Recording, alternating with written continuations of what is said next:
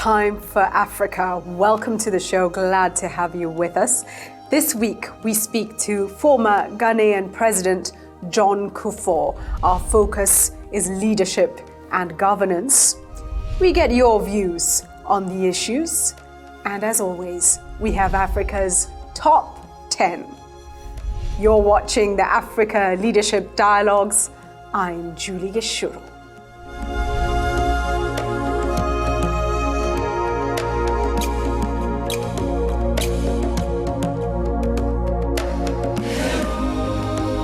On Africa Leadership Dialogues this week, we focus on leadership and governance, a critical issue, not just in Africa, but globally as well. We also take a look at the role of former African presidents on the continent. Our guest, John Kufuor, who was president of Ghana from 2001 to 2009. He has set up the John Kufuor Foundation, which focuses on matters of leadership and governance. Let's get his insights into leadership.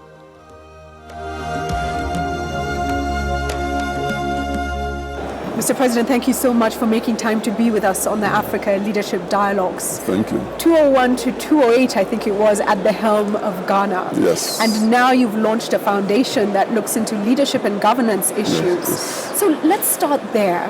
Let's start with leadership and governance. You have experience being in office.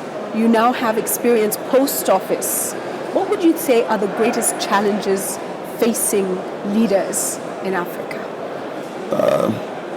Let me start off the way I see leadership. Right. I find that in perhaps all endeavors of man, when I say man, I'm including woman, of mankind, leadership perhaps is the most critical factor for any community to make headway, because it's through leadership, the vision, and then the commitment, focus, and resolve to implement come. And so in terms of governance, I say that without good leader, you don't get good governance. And without good governance, even the framework for development is not set. So leadership is so crucial. And you talk of challenges of a leader. The word leader implies followers. You have a leader, and there must be people following. So anybody who purposes to lead but cannot count on the followers, really, it's lost. You won't achieve anything. It stands alone. And so the challenge is how to take your people along with you. Right. How you get your people to share in the vision you must have. So they believe that where you are trying to lead them to is for their good, and that they must be there backing you. Right. With the laws you make, with policies you implement, ensuring that there's fair governance, inclusive governance, because I believe that the most important factor in a community for governance is citizenship. And every citizen should feel that they're included, that they matter. Forget about their religion, their tribe, whatever.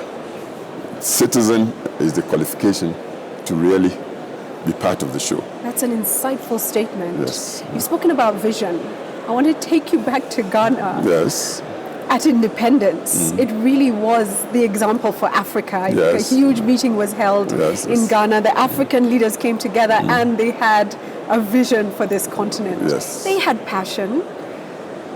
They seemed to be dedicated. The African people were so optimistic. The struggle now for independence, which swept across the continent. So my question is, where did we go wrong? Well, the passion was there, and the passion was more for the liberation. So, Ghana became independent. I would say there weren't any African nations as such, sovereign states. All the other the territories were colonial territories belonging to either Britain or France or places like that. So what Nkrumah did was to ignite this passion for people to move for liberation. But getting your freedom is one thing, and being able to govern is another. Once you have the freedom, is another thing. I believe it was with the governance that we all began to sort of falter. Did we fragment? We didn't fragment, no. We went in a cohesive, entity. Africa was not one. If you take West Africa, for instance, from scratch, because we came from diverse authorities. Ghana, for instance, could be said to be an island in the Francophone zone. To the west of Ghana, you had Cote d'Ivoire, Guinea, to the north, Mali, Burkina Faso, to the east, Togo, Benin. They are all Francophones. And so at point of independence, yes, we had been freed through our efforts from our colonial past. But then into independence, we found that the challenge was how to make things work. I was talking of citizenship for the ordinary people, for everybody to feel that, say, with economic development, employment, education, healthcare, within the territorial limits, say, of Ghana. How were we being satisfied? That was challenge. Leadership, unfortunately, had not been exposed to governing, managing the economy, and that sort of thing. Not much before independence. Nkrumah, yes, had become prime minister of government business, leader of government business before prime minister, just for about 4 or 5 years. He had the vision of Africa being free and led us to get the independence. But when you look critically, I don't think you can count much or many people around him who had the exposure to manage, say, ministries, public institutions, and then to manage the society as a whole.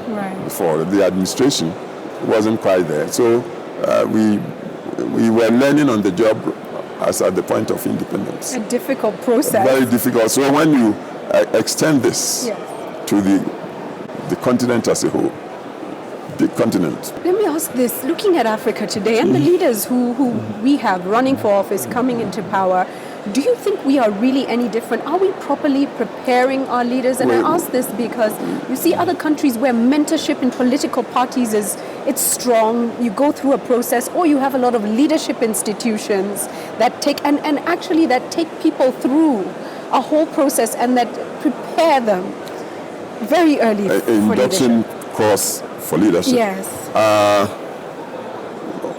Unfortunately, given the nature of governments, once you get elected and you are sworn into office, you just do not have the space.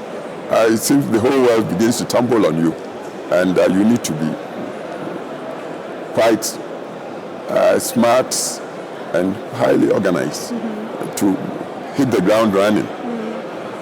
But if you are not careful, the honeymoon space, which America terms as the first 100 days, if you are not careful, and with the many challenges we have in Africa, the president wouldn't have the leisure or pleasure of the 100 days. You hit the ground, you must move. You must move. And if things do not come together quickly, then and then with multi-party systems, of course, the opposition is always on the alert to begin baying at. So you're saying it's a struggle. Being in that seat, it's a hot seat. It is a very hot seat. What advice do you have for Africa's leaders today? Well,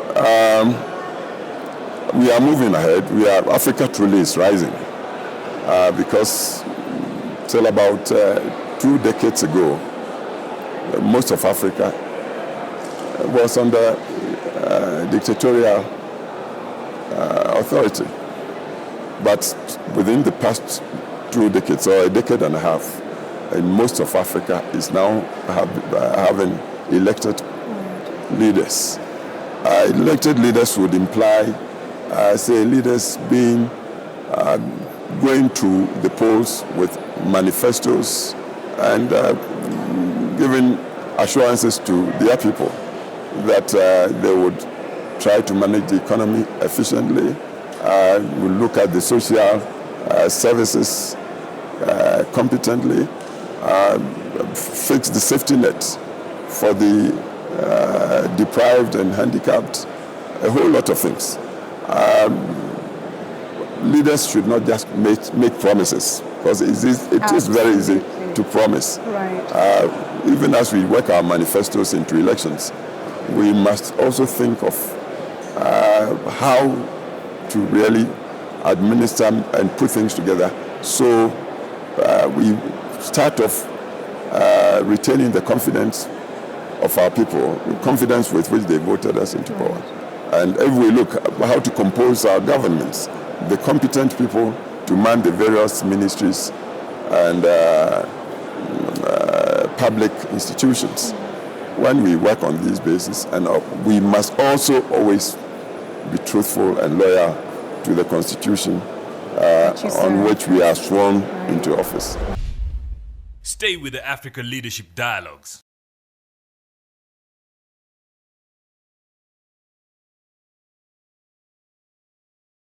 We're at the AU. Yes, what do you think is the effectiveness, if at all, of the African Union? Oh, it is quite effective. It's a very young institution too. I can claim to be a founding member of AU. When OAU got converted to the African Union, I was president. See, the OAU period of Africa was period for liberation. Independence. Yes, into independence.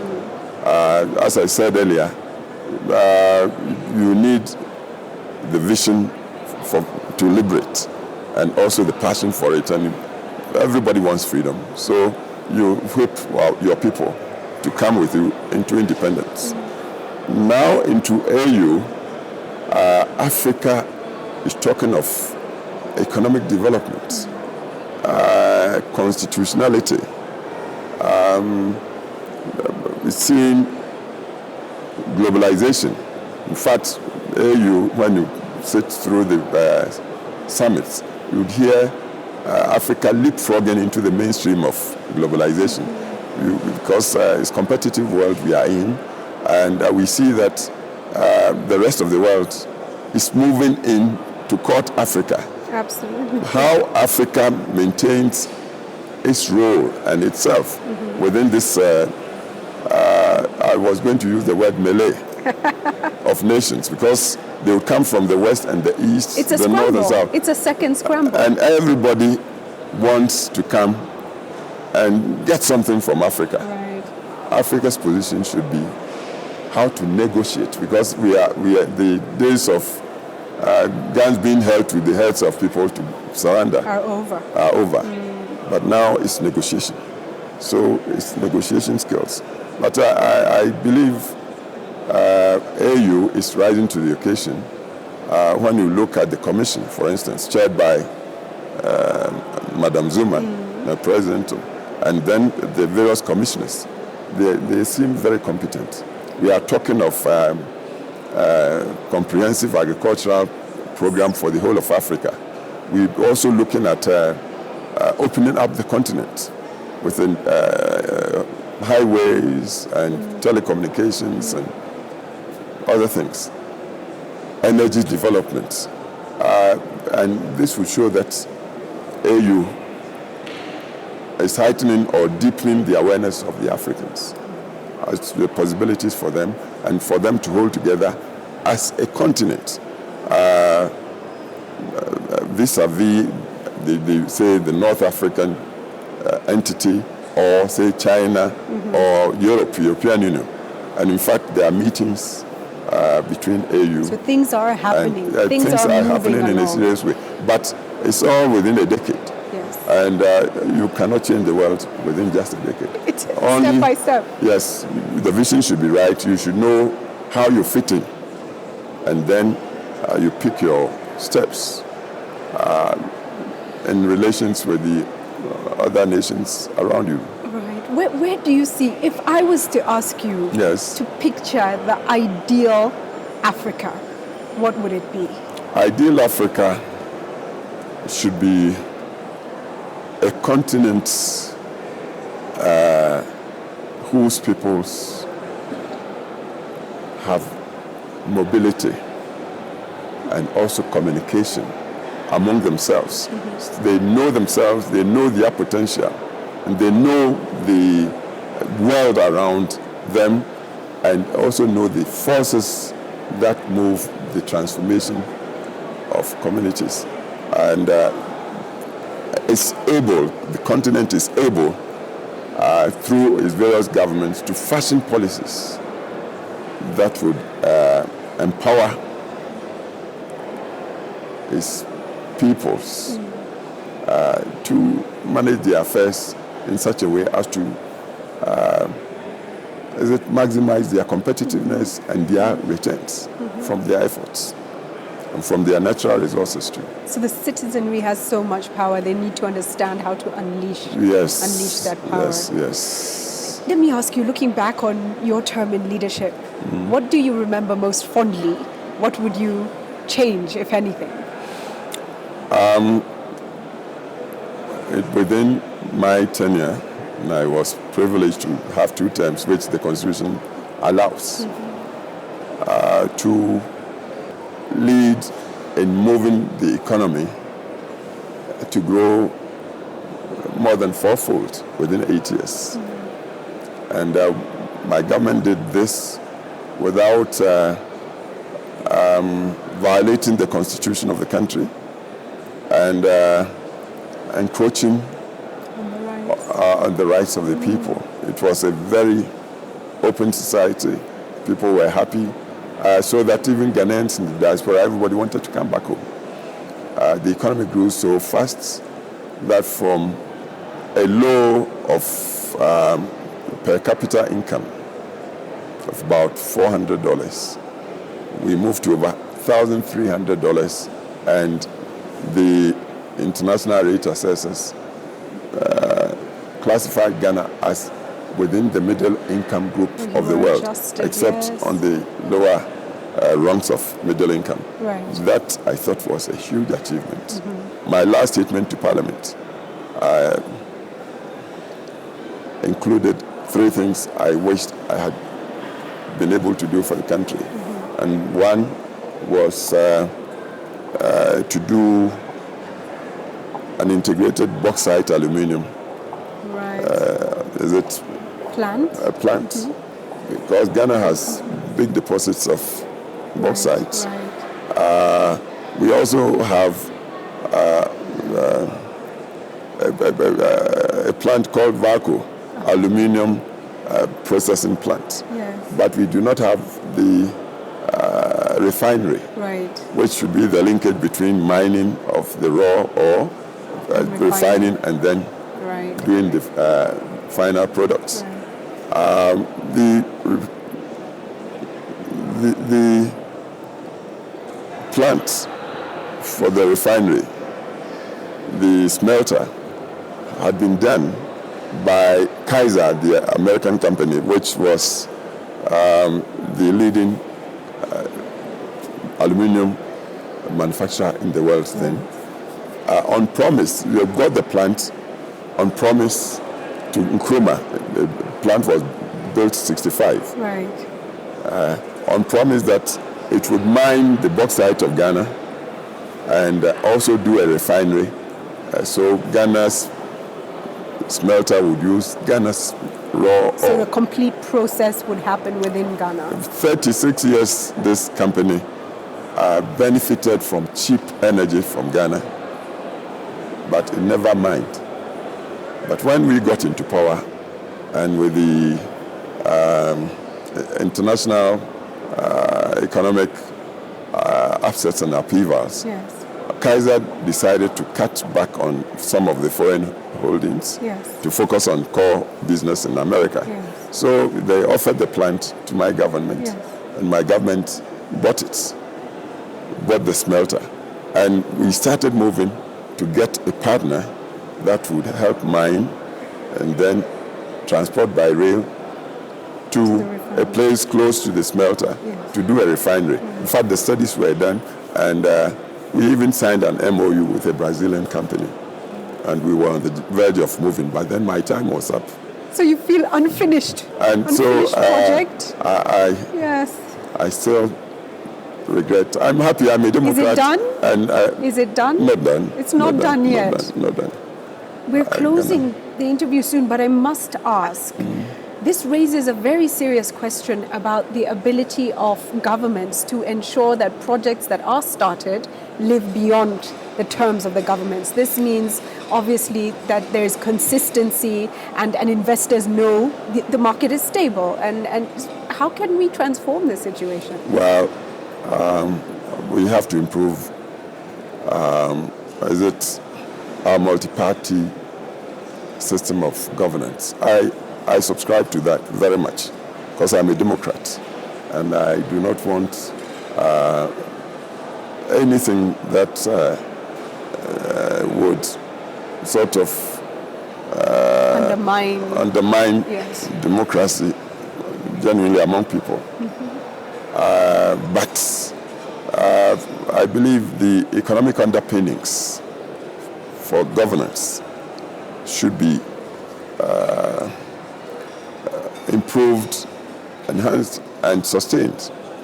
When things move to the levels where the ordinary man, and woman for that matter, wouldn't be so dependent on government, then you see the stridency in bipartisanship or multipartisanship in politics might abate. But as it is now, the polarization of politics is such that when party A leaves office and the successor is not from the same stock and same psychology, the successor comes and begins to nitpick, and anything that does not fit into his priorities, done away with. they try to put down. Yes. And very disruptive. Yeah, disruptive. Very disruptive. And it's all to do with the fact that divisiveness is part of poverty, I think. And we must focus at the end of the day on the people and what's best for the people. We've come to the end of our time. I would like to ask you, please, to look into the camera and deliver your message to Africans. The continent is rising, you say, there's progress. Yes. What can we, each of us in our individual capacity, do to be part of the greater change, please? Well, it's the confidence we must have in ourselves and in our continent. We must believe that truly Africa is rising, and of course the rising should be on the backs of good governance. Good governance should be inclusive. We shouldn't allow, say, things like religion or tribe or gender to come in the way of our entitlements as citizens, who should be equal before the law as our constitutions provide, and also in the path of our economic development. For a long time, Africa was subjugated, and its peoples became like second-class people around the world. Now Africa is moving, and Africans are truly the equals of any human beings anywhere. We must believe in the universality of man. If you believe in that, you won't say because this man belongs to the other religion from mine, that person should be done away with. Or because he's not from my tribe, he should be deprived of entitlements that they should be entitled to. So if we think this way, and we use our democratic rights to put governments in office, and we ensure that these governments are truly accountable, and that if they fail to show accountability and the constitutional term is up, we remove them and give chance to the other side to also come. They say it's trial and error, but I believe it's trial and error that must be assessed and judged on what I would call wisdom. We look at the circumstances of our lives as, say, citizenry, electorate. And if a government is not working to improve the quality of our lives, then definitely we should use our vote to change it and give chance to. This is the way to make our parties also improve, to make leaders know that the day of reckoning would catch up with them if they do not govern to better the lot of all of us as people.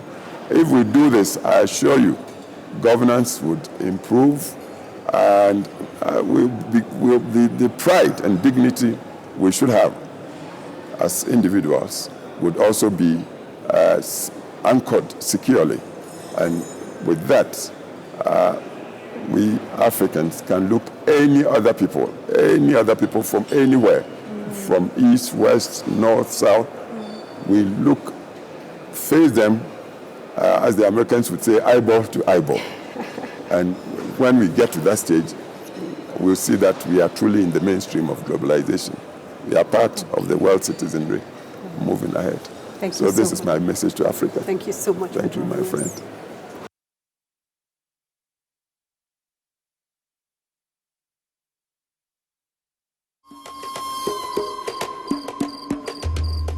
I'm John Kufuor, former president of Ghana, president from 2001, January to 2009, January, 8-year president. And I'm happy to have had this chance to talk to your station. You are doing good work, and I encourage you to keep on with it. Fascinating interview. We could have gone on talking. He had so much to say, but now it's time to get your views on the issues. This week we asked you, what role should former African heads of state play in the continent? Joshua Achando says, mentor and advise the current African leadership on proper governance.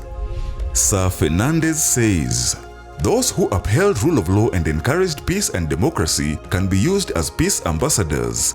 Africa needs such. My name is Maina Shege. I am watching Africa Leadership Dialogues right here in Kiambu. And the question this time round is very interesting, and I think former heads of state should form the role of two major components, one of it being mentorship, because they have been there and they have seen all that has been happening as they were serving as head of states. They should be the people who model the current leaders that we have and even the future ones. The second part of it will be the overseeing element, to see that some of these things that they started over, even some of the projects that they know would have taken Africa to the next stage, they should serve as the people who serve that role of overseeing that these projects come out to fruition. Because I think we are lacking that role of mentorship, because that's why Africa, some of the nations in Africa headed to the directions we are seeing. And number two, the lack of overseeing of some of these projects, because each and every leader comes with new initiatives that end up not getting completed because they come up with different ideas. And so we lack and lag behind because of such things. Nonetheless, we believe that they are very great pillar to this continent that we love, Africa. To join our conversation, go to our G+ page, Africa Leadership Dialogues, on Facebook, Africa Leadership Dialogues, on Twitter, @AfricaLD, and on WhatsApp, send your video comments to +254 715 816 033.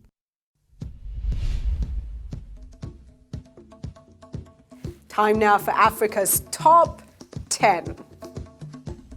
On Africa's Top 10 this week, we feature the most active former African heads of state. This is according to the Uongozi Institute. Starting us off at number 10 is His Excellency Sam Nujoma. He served as the president of Namibia from 1990 to the year 2005 and founded the Sam Nujoma Foundation, a supporting educational program established to complement the Namibian government's efforts to expand the horizon for educational opportunities. Coming in at number 9 is His Excellency Kenneth Kaunda, who served as the Zambian president from 1964 to 1991. He played a pivotal role in the mediation of peace in Kenya and Zimbabwe's elections. He is currently the Balfour African President in Residence at Boston University's African Presidential Archives and Research Center. Positioned at number 8 is His Excellency James Mancham, considered as the founding father of Seychelles and served from 1976 to 1977. He is currently the president of the Global Peace Council of the Universal Peace Foundation. Slotted in at number 7 is His Excellency Miguel Trovoada. He served as the Commander-in-Chief of Sao Tome and Principe from 1991 to the year 2001. He is currently the Special Representative of the United Nations Secretary-General for Guinea-Bissau and head of the United Nations Integrated Peacebuilding Office in Guinea-Bissau. Taking the number 6 spot is His Excellency Festus Mogae. The former president of Botswana served for 2 consecutive terms from 1998 to the year 2008. He is currently the Special Envoy of the United Nations Secretary-General on Climate Change.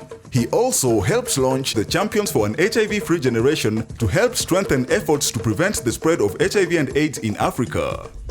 His Excellency Joaquim Chissano takes the number 5 spot. He was president of Mozambique from 1986 to the year 2005. He is currently a co-chair of the High-Level Task Force for the International Conference on Population and Development (ICPD). Positioned at number 4 is His Excellency Benjamin Mkapa. He served as the president of Tanzania from 1995 to the year 2005. He is the chairperson of the Southern African Development Community (SADC) and is active in conflict resolution and management in the Great Lakes region of Africa. In the year 2007, he was appointed to the Aga Khan University's Board of Trustees.